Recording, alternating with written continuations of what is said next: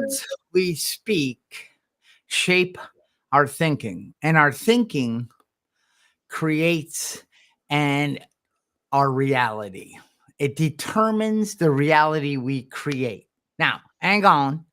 Now, I say that like Eric Clapton when he was on stage and he needed to shift the band, he would say, hang on, hang on. I think that's a really neat way to say it.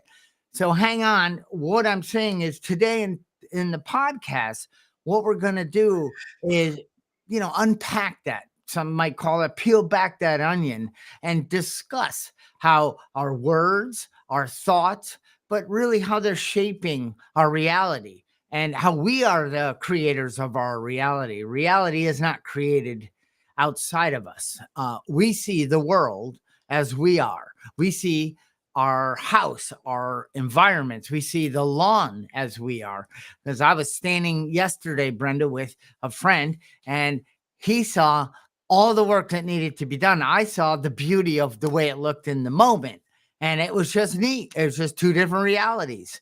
And, that's what we're going to do today. And hello, everyone. I'm Charlie Collins with the Blindsided Podcast, the co-host here with Brenda. And I'm a speaker and a coach. And most of all, grateful to be with you today. Good morning, everybody. My name is Brenda Hayden. I am the founder of Time for a 10. We're an emotional awareness, emotional intelligence coaching service, and we help people get to the exact nature of the things that disturb them, resentments, fears, anxiety, triggers. And we give them a path to freedom through some really awesome tools. I'm also the co-host of this Blindsided podcast. We've been doing this for over a year. We love it. I want to say good morning to Carrie. She's already with us. Good to see you, Carrie. She's always got good stuff to say. And words are very powerful. The language that we use is very powerful. Not just the language that we use in speaking, but the language that we use in thinking. Yes, very much so. Mm-hmm. So what we're going to do is we're going to bring up a document shortly. It's just, we're going to move off on the screen and we're going to go through some of the triggers, some of the patterns, some of the way we think or we talk. And it's as simple as I can't do that or I should have done this way or, and Brenda put together a bunch of examples. And as I kept reading through, I don't like reading the left side, but I get it. And it's like, gosh, I do that sometimes without even knowing. Like I realize, like, where is that coming from, Brenda? Why with somebody that is, I am concerned about constant, never-ending improvement. Like I want to grow. I want to grow mentally, physically, spiritually. And I know this, but how come sometimes all of a sudden coming out of nowhere is this shouldn't have happened? The language turns me into a victim, I find, and then I get more irritated. And my reality that I'm creating is not looking so bright. Yeah, it happens to me too, Charlie. I think it happens to all of us. And it's really, for me, I believe it's just a matter, it's habit. It's habit and it's conditioned thinking. It's pulling in experiences from the past and bringing them into the present moment. Things are always changing. We did a podcast not too long ago. Good morning, Trish. Good to see you. We did a podcast not too long ago about control. And we said, you're traveling 1.8 million miles an hour through the universe. That's how fast the planet is traveling through the universe. And we do not have control. And a lot of times we use the same language because it's comfortable. We're just used to speaking to ourselves this way or thinking this way or feeling this way. It's habit. And, we tying that back to control. We do what we've always done because it makes us feel like we're in control when we're doing our habitual behaviors. So awareness is the first step to remedying that. So it starts with, are you able to walk into a room? Not able. Okay. So do you ever notice how you've walked into, let's say you walk in through the kitchen and no thoughts are triggered, right? Really, you're just moving through to the other room and all is well because you're focused on accomplishing. You're going to grab the vac. I don't know, but something. But then there's the time when we go through the kitchen, but all we notice is all the things that need to be done. And I mean, it's like, oh, that shouldn't be there. Oh, I didn't finish drying the dishes. Uh, you know, and and what is this? Like, you talked about triggers. So what is the solution? Is it, Brenda, do I just say it is the way it is? Because that doesn't usually sit well with me. That's me accepting, but I don't want to. So, you know what I mean? Yeah. So, what I'm trying to get to is, how come sometimes I can move through my environment and not notice all the things that are wrong? And then sometimes I can't seem to get through the environments and I seem to pick out everything that's irritating me. Yeah. Again, sorry, it's a mindset. So here's the way that I try and look at it. I also like to have a clean house. I like things to be in its place. And oftentimes it isn't. So in that moment, if I'm uncomfortable because my house doesn't look the way I want it to look, I have a choice in that moment to whether I'm going to attach meaning to that, emotional meaning to that or not. Does it serve me to judge myself and to be harsh on myself and to criticize myself because my house isn't looking the way I want? Does that serve me in any way? Or can I look at it differently and say, I'm going to make a point to clean this tomorrow, or I'm going to make a point to clean this or clean up one section today? So you have a choice in the way that you talk to yourself about the situation. And so instead of the shoulding and, oh, this is disgusting, I can't believe I haven't done that yet, right? I go to, I'm going to do one thing today to make myself feel better about that. Or I can even say, I'm really not up to it today to do that, but I'm going to put this on my list. And first thing tomorrow, I'm going to take care of it. You make a decision about Mm. it without attaching judgment or meaning to it. And before you respond, I just want to read some comments here because they're coming in. So Trisha's saying your desire to learn and improve, Charlie, it is in itself an addiction. I can relate. And she also says positive words and equals positive vibes. And Cassidy is saying good morning from Chicago. And, Yeah. I agree that you can, totally agree that you can get caught up in that addictive. I got to be better. I got to be more. I got to do. But as with anything, when it's in balance, like I'm constantly learning. There's always a book I'm reading. There's always something new that I'm hearing about and then going and researching. But balance, it's all about moderation and balance. I balance that with everything else in my life because I don't think I will ever stop growing or wanting to grow or wanting to improve. It seems like an organic kind of spiritual expanding path for me. But anything that you don't do in moderation can be really dangerous. Trish is really right about that. I want to show you something here, Oh, I Brenda. love this when you showed me earlier. Are we on the screen? Yes. So anyway, what for those of you, there's a massive tree with tons of branches and leaves, and then there's a tree, the root system. And think about when I say I can't get to the bottom of my inbox, and every time I open it, I can't.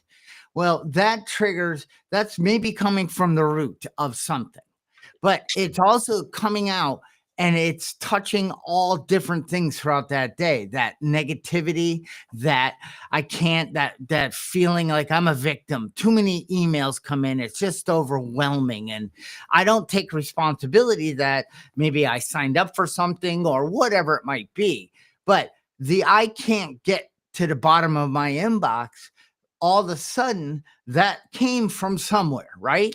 And that root system then triggers a few more leaves throughout my day. It spiders out. So if I don't catch that and say, wait a minute, it's not that I can't, I won't take the time. Or today is not the day for me to take the time to really go through this and conquer my inbox and get it back to zero.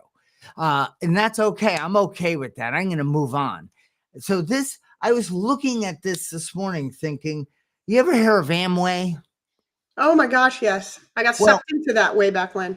yeah, but that's us. That's our insides in a way, because we build all sorts of AI agents in our body. And an AI agent is somebody that is something that works for you behind the scene. So we have these percolating throughout the day, and they come out.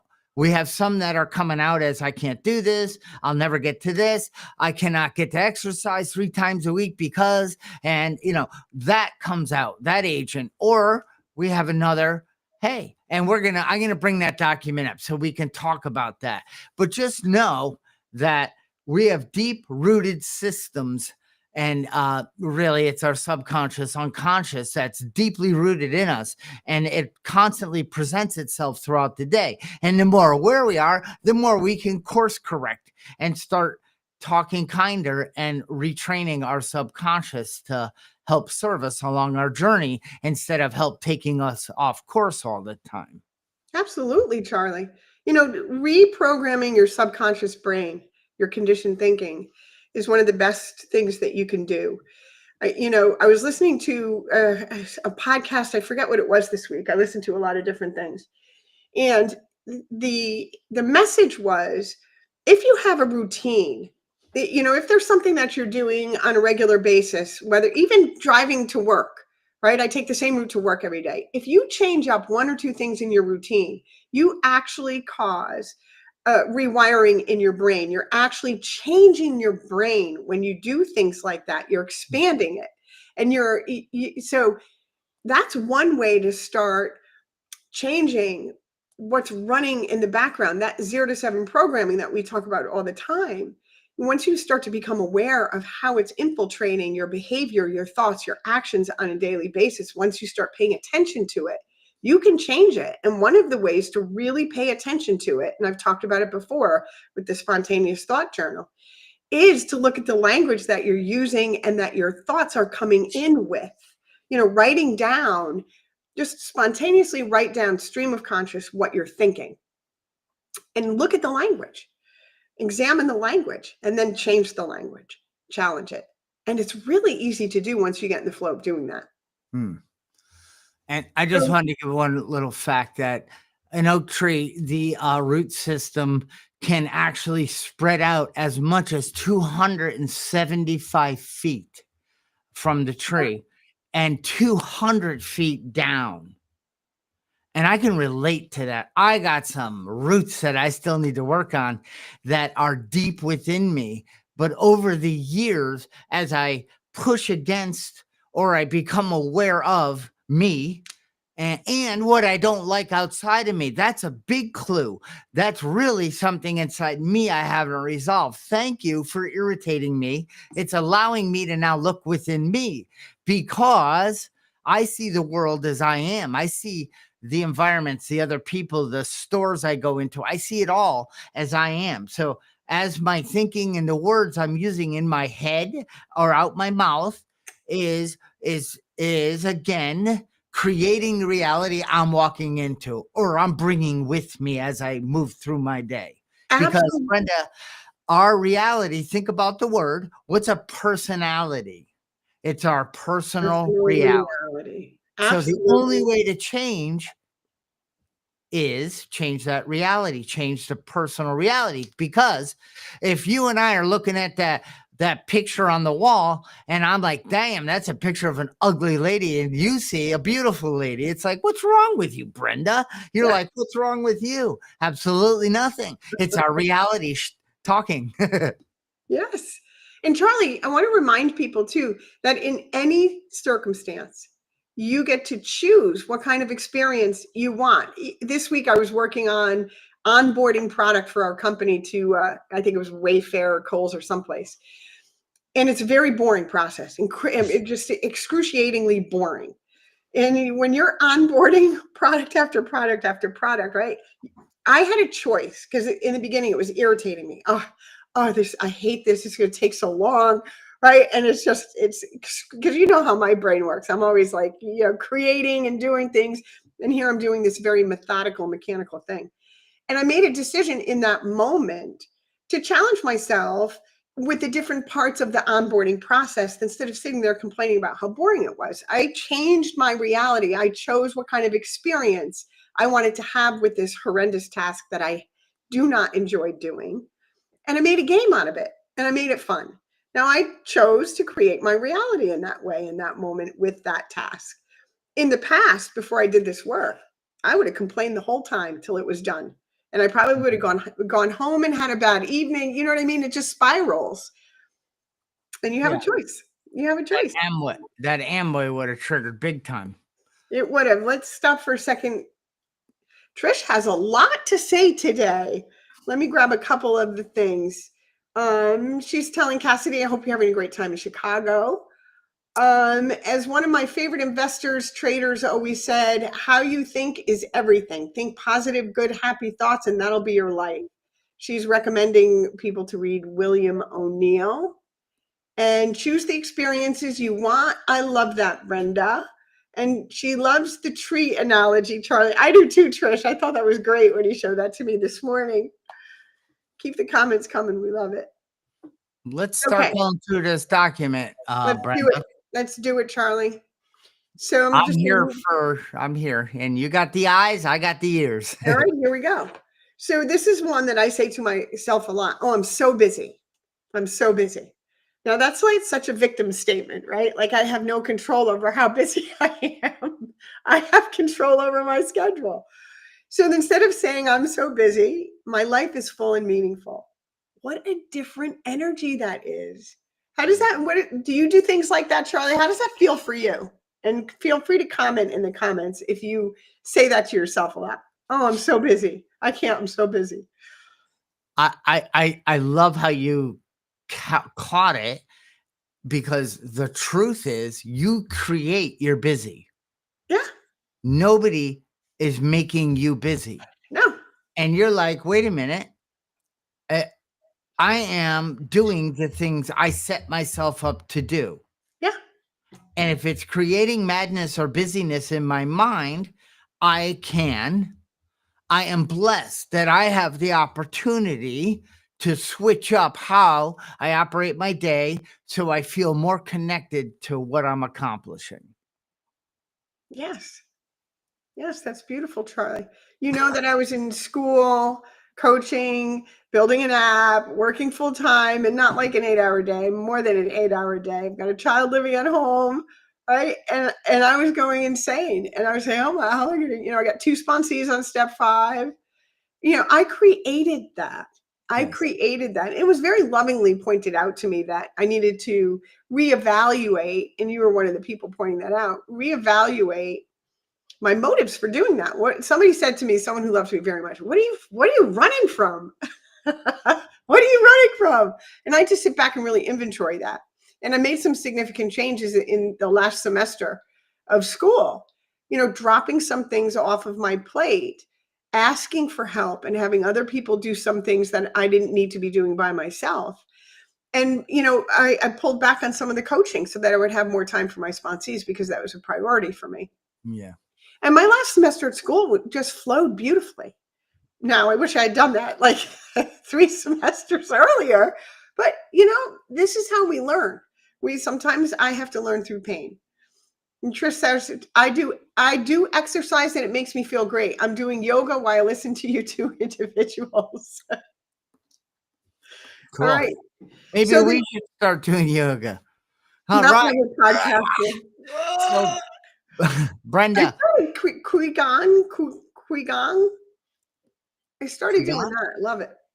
So I just wanted to say, you said, what are you running away from? What we've learned in this work is what we're running away from, we're running into.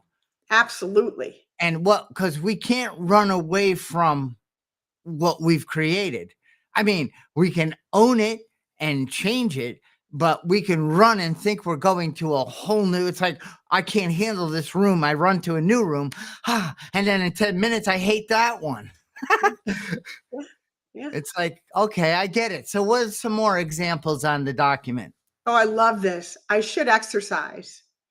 Instead of saying I should exercise, you could say I choose to move my body. That word should is useless.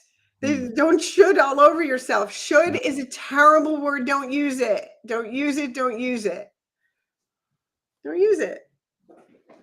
Because not only that, Brenda, that person should not drive that way. They should hurry up. We use it constantly outside of us.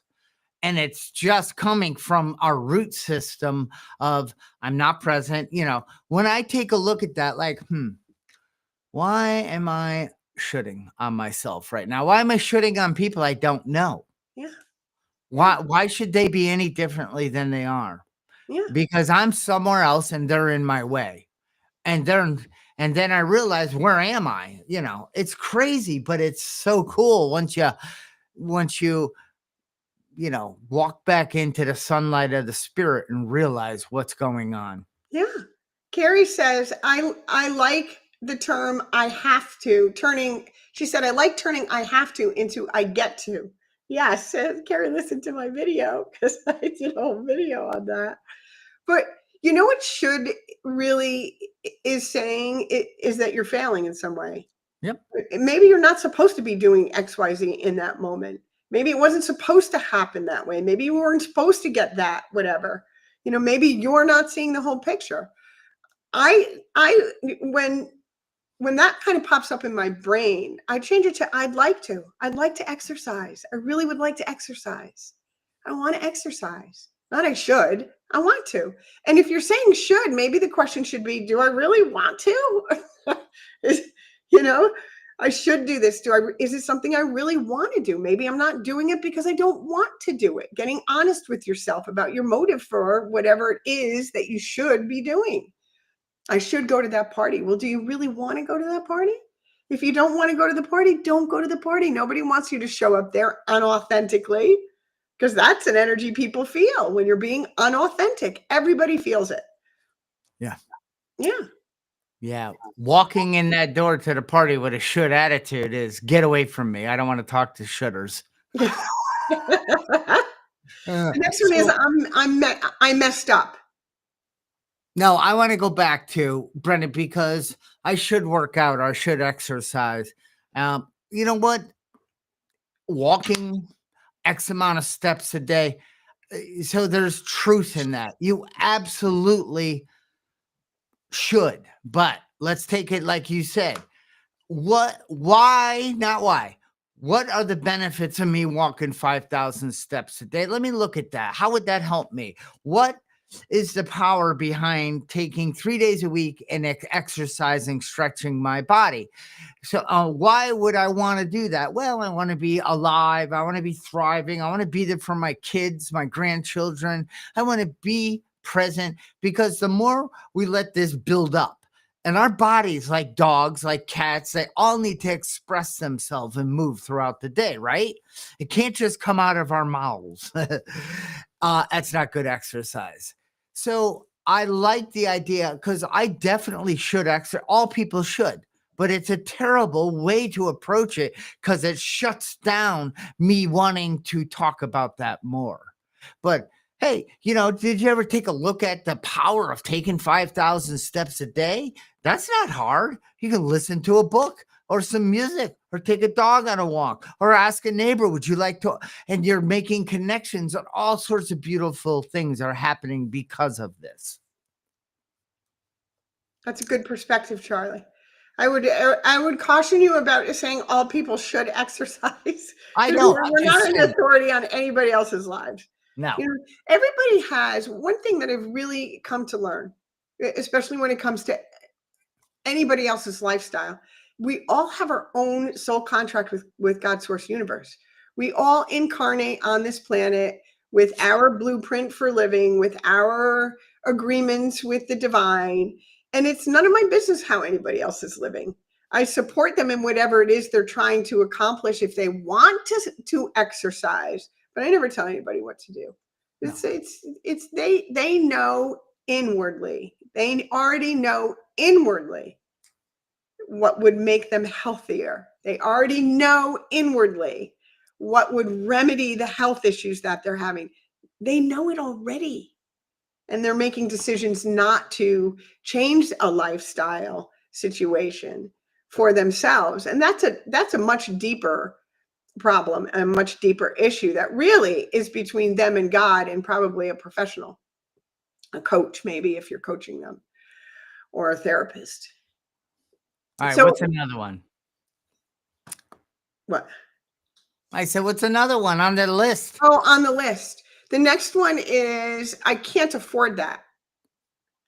Ooh, can't. That's a good one too. I can't. Right? We know what I can't means. So, and I'm choosing to spend on, I'm choosing not to spend on that right now. I'm making a choice not to spend it in this way today.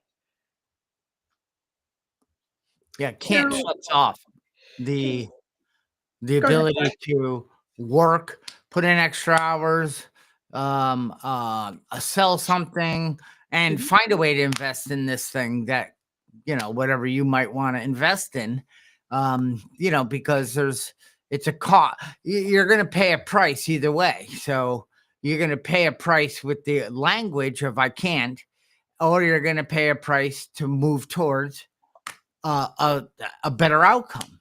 But Mhm. the price, we're always paying a price. You're going to pay a price of regret. You're going to pay a price of success. That's just the way it is. Where did Brenda go? It's interesting. Do you see me? I'm still here. I see you. Yeah, that was really cool. My monitor went to sleep and I went, oh, the podcast is over. No, my monitor said, it's time for me to take a rest.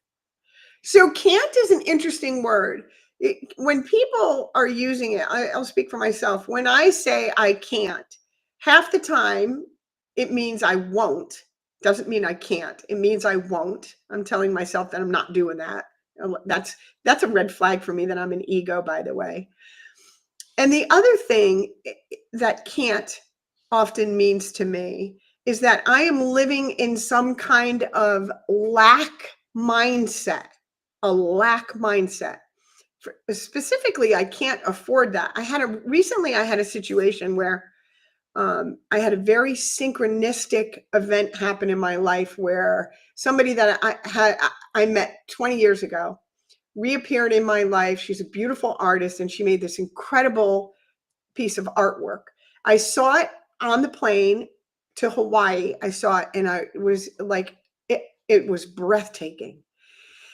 And then the name of the painting was called Ascension, that's the process that I'm in, right? The ascension process, the spiritual growth process. And the price of the painting had 3 threes in it in a row, which is my spirit number, 333.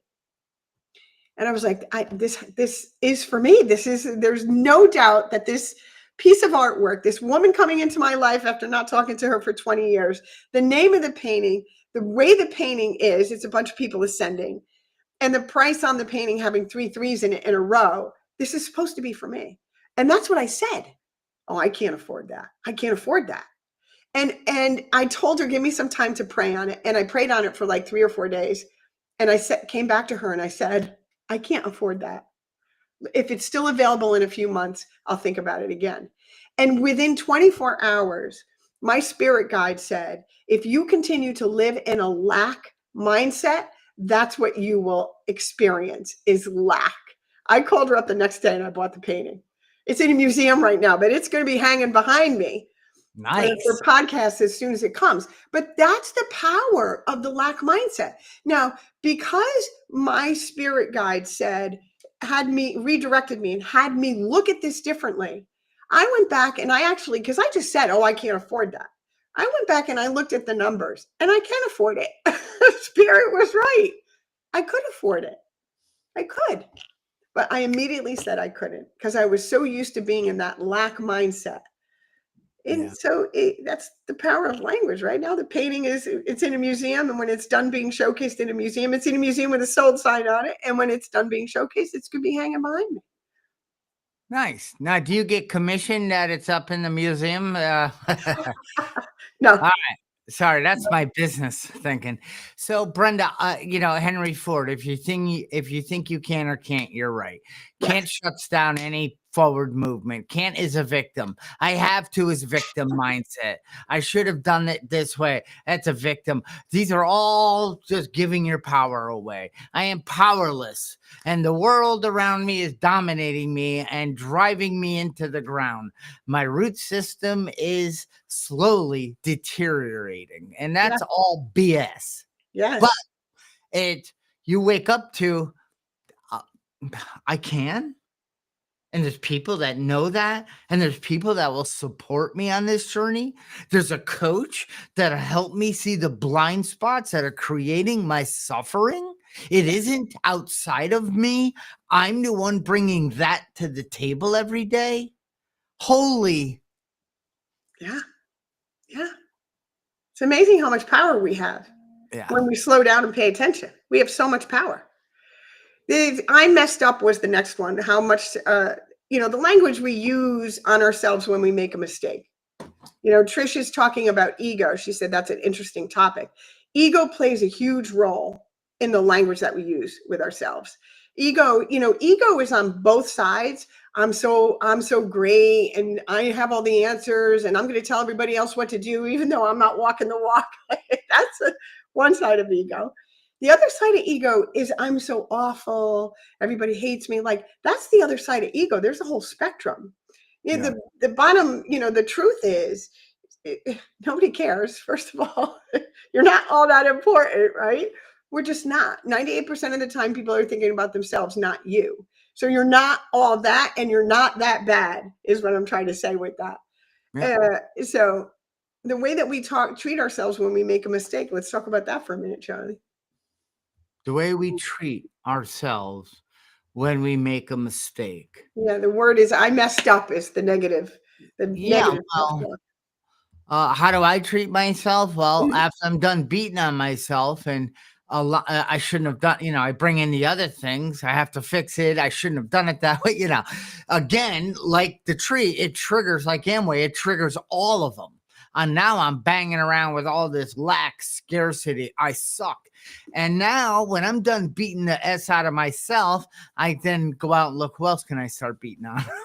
Exactly. That's exactly what we do. Or I want to share my misery. You can't believe what my computer did to me, Yeah. and that's what happens when I go down that road. Yeah, nothing good happens. No. I mean, we learn by making mistakes. That's the human condition. That is how we learn, by making mistakes. When I work with clients, I'm like, most of my clients have children. I said, when your baby was learning to walk and they tripped, the first few times, did you give them a hard time? Like, did you beat up on them? Like, no, because it's normal. We are always growing. We are always going to make mistakes. We are always learning and growing. And that's on the positive side of that. You didn't mess up. You made a mistake. And that's how we learn, by making mistakes. When I make a mistake, I'm like, woohoo, I'm going to learn something. I'm going to learn something. So I get curious about it instead of judging myself. What is this here to teach me?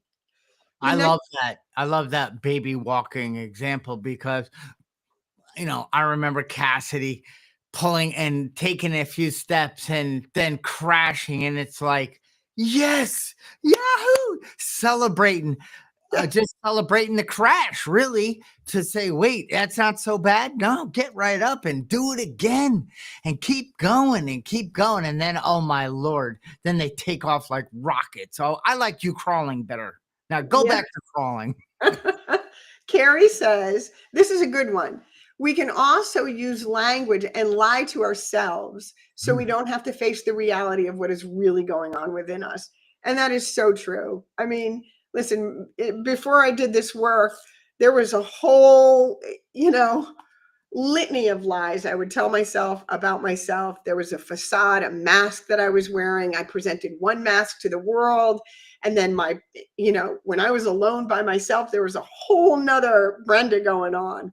And I needed to be able to swallow my pride, take the mask off, trust that, God, source, universe had my back, and reveal what was going on inside of me to the people around me that loved me, because I knew that they would help me, and they did.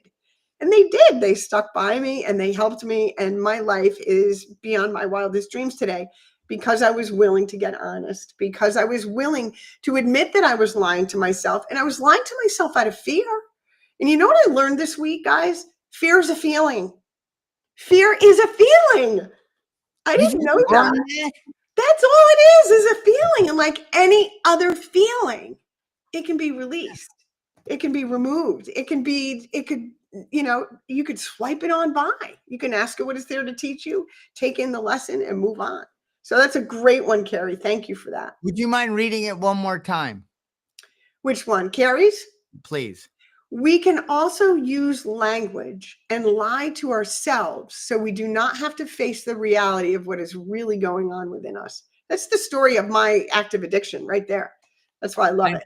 I'm just going to bring the have to language in there. So we don't have to. Again, Carrie is like, she's all over this improvement, and she's on the team, she is just like, and that's how, and I think that's great because I can totally relate.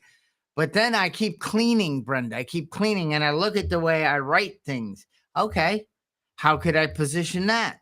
That instead of that, I now have the opportunity to step back and because I don't want to look at stuff because I'm so hard on myself. It's like, God, I never seem to get out of this. And thank you. I know Carrie's working on herself, and she's got a lot on her plate, and I kind of know her quite well. So hi, Carrie. Yeah, Carrie's wonderful. Really enjoy her. She's a good friend. So the next one is I'm tired of doing this. I'm tired of doing this. And that's on the negative side. And the positive side is I'm ready for a new approach. Very different energy. I'm tired of doing this. Victim, victim, victim. I'm ready for a new approach. Curiosity, enthusiasm, a willingness to make a decision. They're on opposite sides of the spectrum here. I love it. Oh, George commented, what it comes down to is using common sense in our decisions. That's really good, George. Yeah, common Very sense. true. So true. Common sense is not always common practice, though. So I'm tired of doing this. I'm ready for a new approach. There's one thing we could do, then stop doing it. Yeah. Get ready for a new approach. Why are you doing it? What is it doing? I am so tired of this. But like you said, I got to keep doing this. I don't got to. Okay, what is it? Emptying the dishwasher. I don't know, but I'm tired. Well, I am blessed to have something that helps wash the things in my house. And as I empty it, I notice I have hands that move. I have you know what I mean? We shift to this, wow, I'm blessed mindset. And so I'm not tired of doing it anymore. I'm not sick of it and nothing. I now move into a different mindset. But then there's plenty that I just say, I'm no longer going to do this. Right. I don't even realize why I keep doing it. It's not. See, when I say, Brenda, it's making me feel this or that thing, this is making me mad, I realize I have just given my power to a device, a camera, a microphone, a situation outside of me. I am now powerless. Yeah. And then I laugh at myself. No, that unit, this device on my desk can't make me feel. It's because I messed up and I'm not willing to say, how can I learn a better way to use this device in my workflow and succeed? And then once I do that, everything starts happening the right way again. Yeah. Yeah. You have all the power. Yeah. You can change whatever you choose to change. You can change your language. I would challenge people to do the exercise that I did for school that one time, where I just randomly for a week, in a little pad, one of the little pads that like the policemen carry around, and just write down what's spinning around in your brain, and then look at it at the end of the week and put it in ChatGPT and find your patterns. Just put that stuff in ChatGPT and find your patterns. Oh, I love this one. I'm not good at this. Charlie will say, I suck at this. Well, I'm not good at this. And the positive side is I'm still learning the skill. I'm still learning. I'm still learning. And the next one is good too. I hate how I look.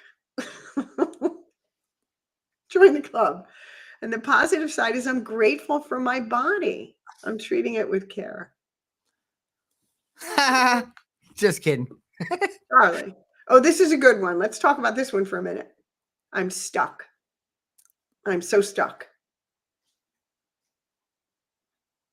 Powerless. Yeah. Are we ever stuck? Do we tell ourselves we're stuck? Yes, because then it severs me looking for a solution, That's it. and then I get to go complain to somebody, and I get to share That's that it. I keep hitting the wall. I can't seem to make any headway, Yeah. and somebody tries to help me and say, "Shut up! I don't want to hear what you have to say because I'm stuck." Yeah. Yes. We get stuck when we know that there's a decision that needs to be made and we don't want to make it Yeah. because it's going to be uncomfortable or it means required, change is required, or I'm going to have to do something differently. And I just, most people want to stay. I shouldn't say most people. Some people want to stay in that little bubble of comfort. This is the way it is. This is the way I've always done it. This is what feels right to me. That's just habit. That's just habit. It's all it is. There's nothing scary out there. Fear is just a feeling. It's just a feeling. And Brenda, but also With let's change, there's something scary out there. Sorry, Joe. no, I was going to say that there's trauma. There's certain things that can trap us in a stuck that you do need to hire a professional or go through some, not even a psych, whatever that medical, whatever you need to do to see that to help move you out of that. So there are times and there are things, but we're not talking, we're not going down Clinical. We're not that talking level. clinical. Yeah. Yeah, we're not doing clinical. We're just saying We're when you coaching. have the thought that, I'm stuck, I can't seem to wiggle out of this and I'm just going to go backwards, but it kind of, when I go backwards, it sticks to me. I can't shake it. And then I get a little tense and aggravated. And, that's the stuff we're talking about. What can I do? How can I? And then you will find a way to start stepping through the gooey stuckness. Yes. Yes. We're coming up on the end of the podcast, Charlie. Would you like me to go to anyone on this page? Let's see. Oh, yes. Two Yes. podcasts. Things never go my way. I can relate. Let's just talk about that in a negative, poor me way. Life has its ups and downs. Some things do go my way. That's what I find myself saying when I say, "Oh, this always happens," or "Things never work for me." I stop. Then stop. Yeah, they do. Like all the freaking time. Things go your way all the freaking time. I can take a minor inconvenience and blow that into this is my life. This is my life. And it's just not the truth. It's just old stuff, old conditioned thinking, old experiences. And sometimes I want to sit in the mud and just sit there and play in the mud. Sometimes I just want to sit in self-pity. But there's a way to get out of it. And that is by telling yourself the truth that listen, life is like this. It's always, things are always moving and changing. Nothing is permanent. Everything is temporary. Feelings. I'm talking about feelings. A lot of other things aren't permanent either, but when it comes to these kinds of things that we're talking about, just to be clear. Our body's reproducing whether we like it or not. It's the cells are regenerating. Our skin is, but things. That is, and what I did was just started on the one word, things. What the heck am I referring to? It's really a lot of it was my thoughts. It was things as in, I don't know how to process. So I just dump it into the things aren't going my way. And I never get invited to, or they'll never like me, or, I don't have any of that anymore. I definitely have this things, or gosh, why can't I ever seem to get this right? That happens. But then I say, well, you kind of have quite a few times. Yeah.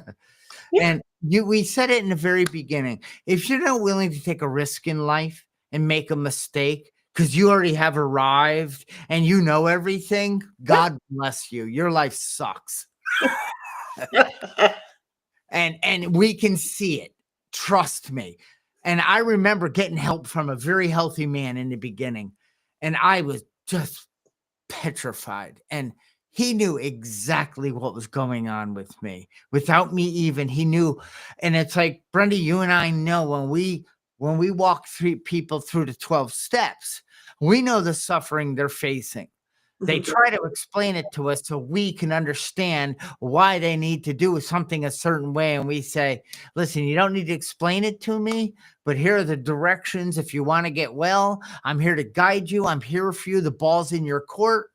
And man, when you're a drowning man or woman and you want to keep your head above water and start taking a look at these things, it's Yeah, it's mind-blowing it what is. can come. Making a mistake is no big deal. No, Looking stupid no really big deal. doesn't happen that much anymore. Walking into a room of people I don't know is perfectly okay Yep. because my needs, I am important and worthy, and I deserve to be on this planet and thrive. And you're not defined by what anyone else thinks of you. I want to leave people with this before we sign off. When I work with clients and I want to get at the conditioned thinking, one of the things I have them do very early on in our relationship is write down their very first 5 memories of when they were a child where they were upset or uncomfortable. The very first ones.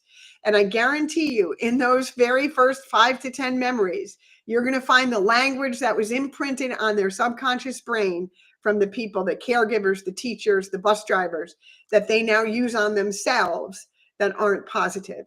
And that's where we start unlearning and relearning the language that we use with ourselves and our thoughts and the way we treat Excellent. ourselves. And this has been a fantastic podcast. Lots of Thank you. fun. Thank you all for your contributions showing up. We're streaming on about 7 different platforms from LinkedIn, Facebook, other YouTube channels, and then we repurpose. And, our mission is to go out and help wake people up and not wake people up, help them see and remove some blind spots and enjoy the journey a little more. And Charlie, I just want to thank everybody for all the comments today. It was so much fun to read them and talk about them. And there was one more I wanted to read before we go. Trish said that this podcast reminded her of a famous quote by the French artist Paul. I'm going to mess that up. Gauguin, Gaugin. I shut my eyes in order to see. That's a great way to end the podcast. I shut my eyes in order to see. Love it. Sorry, I messed up the name. Boy, can I relate to that one every day. All right. Paul Gong. How do you say that, Charlie? That's going to drive me nuts. I say that by saying, I'm going to shut my eyes so I can see. Love it. Have a wonderful day, all, and we'll see you next week. Bye, guys.